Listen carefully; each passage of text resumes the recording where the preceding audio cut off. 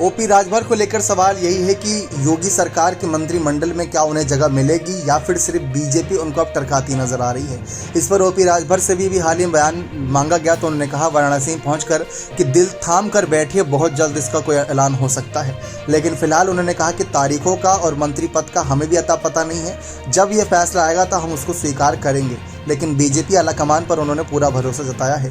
खैर ये बात की बात है। अब बात आती है कि विधानसभा चुनाव अखिलेश और ओपी राजभर की पार्टी ने साथ लड़ा था, वहां ओपी राजभर को काफ़ी फायदा हुआ था। लेकिन क्या ओपी राजभर लोकसभा चुनाव भी साथ लड़ने का मन बना रहे हैं? क्योंकि इंडिया दल में तमाम और नेताओं की अभी भी आवश्यकता है, जो ओपी राजभर हो गए चाहे मायावती हो गई, ऐसे नेताओं की उत्तर प्रदेश से आवश्यकता है ताकि उत्तर प्रदेश से भाजपा का सुपड़ा साफ किया जा सके। लेकिन इन सब के बीच ओपी राजभर ने दूरी बना रखी है। लेकिन दूरी किस वजह से बना रखी है, दरअसल ये भी जान लीजिए। जब आजमगढ़ का उपचुनाव हारे थे समाजवादी, तब फिर ओपी राजभर ने ही आरोप लगाए थे कि अखिलेश एसी के कमरे में बैठकर राजनीति करते हैं, जमीनी स्तर पर नहीं उतरते और साथ ही साथ उनको लीडर की आवश्यकता नहीं, क्योंकि गठबंधन दो पार्टी के दो नेताओं की विचारधाराओं के साथ होता है। लेकिन अखिलेश यादव जिस भी पार्टी के साथ गठबंधन करते हैं वे अपनी ही विचारधारा उन पर लोड कर देते हैं, तो उनको लीडर की नहीं, उनको लोडर की आवश्यकता, ये बयान ओपी राजभर ने दिया था।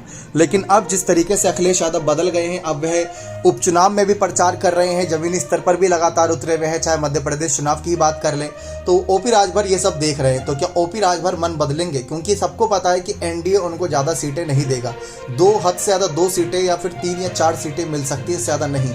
लेकिन अगर इंडिया दल में आते हैं तो कम से कम 6 सीटें या 12 सीट मिलने तक के चांसेस बन सकते हैं उनके। लेकिन क्या ओपी राजभर आना चाहेंगे या मोदी सरकार पर अब भरोसा जताएंगे? क्योंकि अभी तक मंत्रिमंडल में जगह नहीं मिली, तो ओपी राजभर का क्या फैसला रहेगा, इस पर सबकी नजरें रहेंगी।